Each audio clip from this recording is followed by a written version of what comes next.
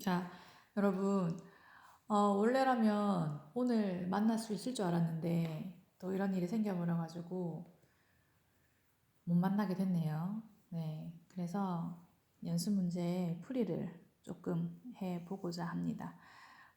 임상 실무고요. 체위 변경과 이동 돕기 연습 문제입니다. 체위 변경과 이동 돕기는 조금 무작정 암기하면 되는 게 아니라 이해가 필요한 부분이라서 조금 어려울 수도 있습니다. 그런데 시험에 자주 나오기 때문에 한번 가보겠습니다, 여러분. 자, 1번. 석고붕대를 한 환자에게 적절한 근육의 긴장과 강도를 유지할 수 있는 운동이라고 했는데요, 여러분. 이 석고붕대를 한 사람이 여러분, 이렇게 뭐 관절이 구부러졌다, 펴졌다 하는 운동은 할 수가 있습니까? 할 수가 없지요. 그래서 이런 사람들은 어떤 운동을 하냐면, 그 기부스한 팔에, 기부스한 손가락에 힘을 이렇게 줬다가 뺐다가 힘을 줬다가 뺐다가 하는 운동을 할 수가 있어요. 이 운동을 뭐라고 하냐면 등척성 운동이라고 해요.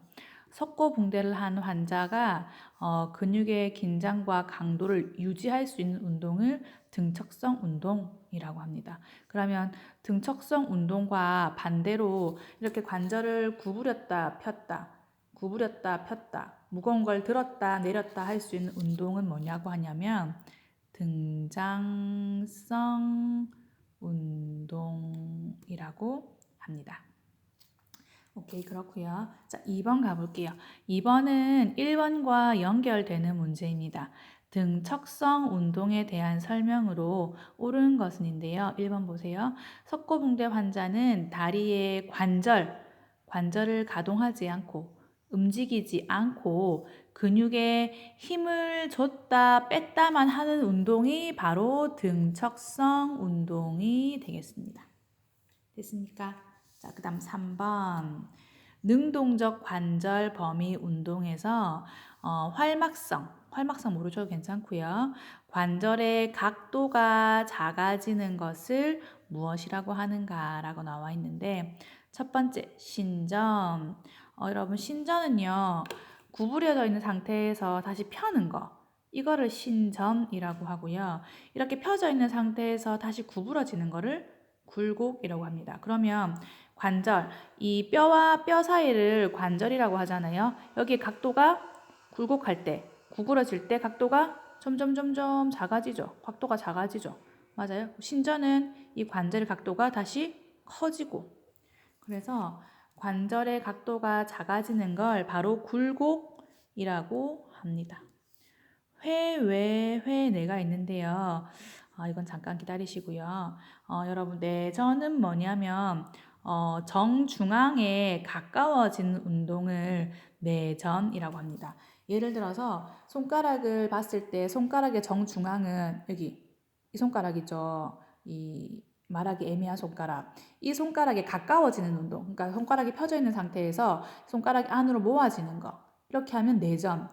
반대로 정중앙에서 멀어지는 운동을 외전이라고 하게 됩니다. 내전의 반대말은 외전이라고 해요.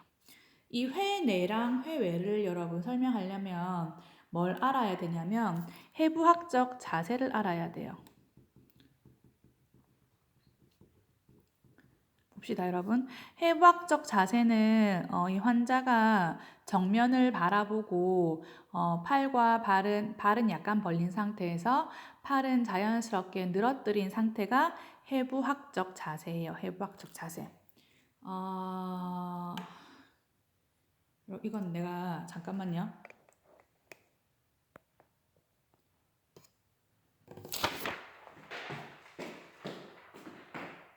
보입니까? 네, 그럼 해부학적 자세는 환자가 정면을 바라보고 발은 약간 벌린 상태에서 앞으로 보고 있는 게 해부학적 자세예요. 여기서 회외를 설명하자고 하면 이 손바닥의 위치를 잘 봐야 돼요. 이 손바닥의 위치가 회외 앞으로 다른 사람이 볼 수 있게 서면 하면 회외라고 하고 이 손바닥의 위치가 뒤쪽, 내 쪽으로 오게 되면 회내라고 해요. 아까 내전이 있었잖아요. 내전은 정중앙에 가까이 오는 운동이 내전이었어요. 내 몸의 정중앙은 코 부분이죠. 코 부분. 그래서 이 사지, 팔, 다리가 안쪽으로 들어오면 내전이라고 하고 다시 바깥쪽으로 뻗어나가면 외전이라고 해요. 잠깐만요. 그래서 관절의 각이 작아지는 운동을 굴곡이라고 하고 관절의 각이 반대로 커지는 운동은 신전이라고 해요. 손바닥이 해부학적 자세에서 손바닥이 밖으로 뻗어나가면 회외, 손바닥이 내 쪽으로 오면 회내라고 하고 인체의 정중앙으로 가까이 오는 운동을 내전이라고 하고 그 다음에 인체의 정중앙에서 멀어지는 운동을 외전이라고 합니다. 자, 그리고 4번 보세요. 앞을 똑바로 보는 자세에서 턱을 가슴 쪽으로 당겼어요.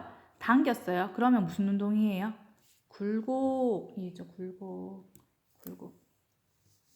자, 그 다음 5번. 침대에 있는 환자를 의자에 앉힐 때 간호조무사가 다리를 넓게 벌리는 이유로 옳은 것은? 이거 생각보다 굉장히 많이 틀렸어요, 여러분. 다리를 넓게 벌리는 이유는 기저면을 넓히기 위해서예요.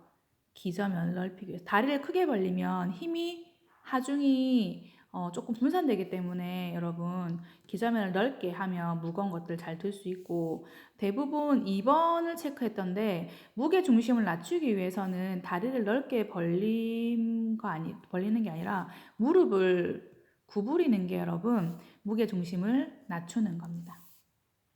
자, 6번. 누워있는 환자를 왼쪽으로 이동시키고자 할 때 우리 의료진은 어디 쪽에 서야 하나? 환자의 왼쪽에 서야죠. 환자의 왼쪽에서 환자를 당기는 게 힘을 조금 덜 들이고 환자를 이동시키는 방법이고요. 왼쪽으로 이동시킬 건데 환자의 오른쪽에 서면 환자를 밀어야 되잖아요.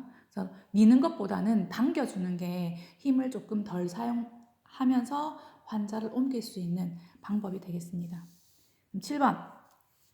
누워있는 환자를 침상 머리 위로 올릴 때 제일 먼저 하는 동작으로 옳은 것은입니다. 가장 먼저 해야 하는 동작 첫 번째는 침대를 수평으로 평평하게 맞춰주는 게 가장 먼저 하셔야 되는 일입니다.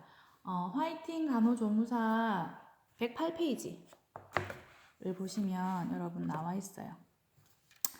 환자 침상 머리 쪽으로 옮기기에 맨 첫 번째는 침대를 수평으로 하게 됩니다. 만약에 환자가 협조가 가능한 경우라면 무릎을 구부려 가지고 그 구부린 무릎을 힘으로 밀어서 위로 올라가게 도와주면 되고 협조가 불가능한 경우에는 그냥 침대 시트를 잡아 당기는 게 아니라 밑에 반으로 접은 혼이불을 넣어 가지고 환자의 머리부터 대퇴까지 이불을 깐 다음에 그 이불을 끌어당길 수도 있습니다. 그리고 완전 협조가 불가능한 사람은 환자를 마주보고 어깨하고 등 밑 그리고 대퇴부에 손을 집어넣어서 앉혀주는 방법이 있습니다.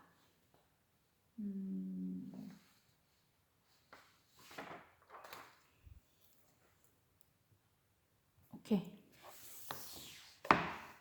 그래서 누워있는 환자 침상머리 위로 올릴 때 가장 먼저 해야 되는 동작은 수평으로 올리고 만약에 환자가 협조가 가능하다고 하면 환자의 무릎을 세워주고 그 다음에 혹시나 또 더 가능하다면 환자 침상 머리 쪽에 있는 난간을 환자가 팔로 잡아가지고 발은 구부리고 팔은 머리 쪽을 잡아가지고 동시에 팔을 당기면서 다리에 힘을 밀어서 올라가는 방법을 사용할 수도 있게 됩니다. 그래서 7번은 5번 하셔야 되고요. 자, 8번. 환자가 협조할 수 없는 경우 침대 머리 쪽으로 이동 돕기를 하는 방법으로 옳은 것은입니다. 자, 그래서 환자가 아까 협조할 수 없는 경우는 밑에다가 폰니부를 접어서 집어 넣어 가지고 당겨주거나 아니면 어깨하고 대퇴에다가 손을 집어 넣어서 위로 당겨주는 방법이 있었죠. 그래서 보기 볼게요. 침대 시트를 잡아 당겨서 이용한다. 기본적인 침대 시트는 여러분 깔려 있어야 되고요. 거기 위에다가 홈니브를 올려가지고 환자를 당길 수는 있어요. 하지만 침대 시트를 잡아 당기는 건 안 됩니다. 2번, 두 사람이 환자의 어깨와 등 및 엉덩이와 대퇴를 지지해서 동시에 침대 머리 쪽으로 이동한다. 그런 방법이 있고요. 그 답은 2번 가시면 되겠고, 환자의 상의를 잡아 당기면 여러분 상의에 목이 끼어가지고 환자가 불편해지고, 안아서 침대 쪽으로 이동한다. 뭐 아동 환자 같은 경우에는 뭐 그렇게 도와줄 수도 있겠지만 성인 환자 같은 경우에는 안아서 이동시킬 수가 없습니다. 양팔만 잡고 침대 머리 쪽으로 이동하면 겨드랑이가 아프겠죠. 그래서 8번에는 2번 하시면 되겠습니다. 그다음 9번. 누워있는 환자를 침상 가장자리로 이동시켜서 걸터 앉히는 방법으로 옳은 것은인데요. 누워있는 환자를 앉히려고 하려면 여러분 그림 하나 보여드릴게요. 이 그림이에요. 침대가에 환자를 앉히도록 도와주는 방법. 환자의 어깨 쪽이랑 이 엉덩이 뒤쪽, 대퇴 쪽에다 팔을 집어넣고 슉 하고 돌려 앉히는 이 방법. 이 가장 쉽고 좋은 방법이 되겠습니다.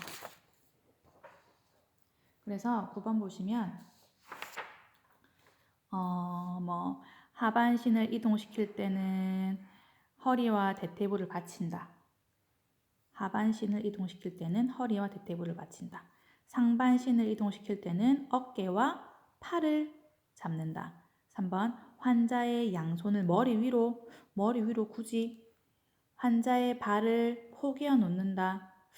굳이 간호조무사는 이동하는 반대쪽에 선다. 반대쪽에 서면 환자를 어떻게 걸터 앉히게 할 거예요? 밀어서? 아니죠. 그래서 1번과 2번 중에 하나를 하셔야 되는데 상반신만 이동시킬 때는 어깨와 팔을 잡는 게 아니고 어깨 밑으로 손을 집어 넣어 가지고 팔을 잡는 게 아니라 어깨와 손에 뒤에 손을 집어 넣어서 그리고 반대쪽도 집어 넣어 가지고 상반신을 약간 이렇게 틀어주는 방법을 사용하셔야 되고, 하반신을 이동시킬 때는 허리와 대퇴부를 잡아가지고 환자를 이렇게 돌려줄 수 있잖아요. 그래서 답은 1번 하셔야 돼요. 근데 9번 문제 같은 경우에는 조금 풀기가 애매한 문제긴 해요. 그래서 정확하게 딱 보자고 하면 이렇게 해가지고 한 팔은 환자 어깨 밑에, 다른 팔은 환자 대퇴 쪽에 넣어가지고 슉 돌려 앉는 방법을 생각하시면 되겠습니다. 9번은 별로 안 좋은 문제네요. 그쵸? 죄송해요. 10번. 보행기로 이동할 때 보행기 높이는 환자의 어느 부위로 조절해주면 좋은가? 보행기. 그럼 보셨죠? 네 개의 지지대가 있고 앞에는 바퀴가 달려 있는 것도 있고 아니면 네 개 다 고무 바킹이 되어 있는 것도 있고 한데 이거는 보행기 높이는 둔부 정도로 와야 됩니다. 그래야지만 그 할아버지 할머니들이 이 둔부 정도의 높이가 와야지만 거기에 손을 잡고 이동할 수 있기 때문입니다. 자, 11번 가봅시다, 여러분. 양쪽 다리가 모두 약한 환자의 보행기 사용 방법으로 옳은 것입니다. 양쪽 다리가 모두 불편한 사람. 양쪽 다리가 모두 불편한 사람입니다, 여러분. 보행기 사용법이고요. 보행기. 양쪽 다리가 모두 안 좋아요. 자, 하기 전에 화이팅 간호조무사 여러분 책 한번 보시면 109페이지에 여러분 여기에 보시면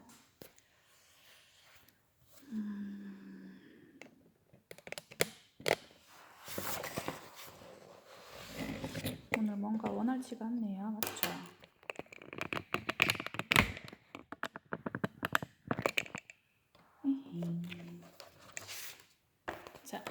이렇게 봅시다.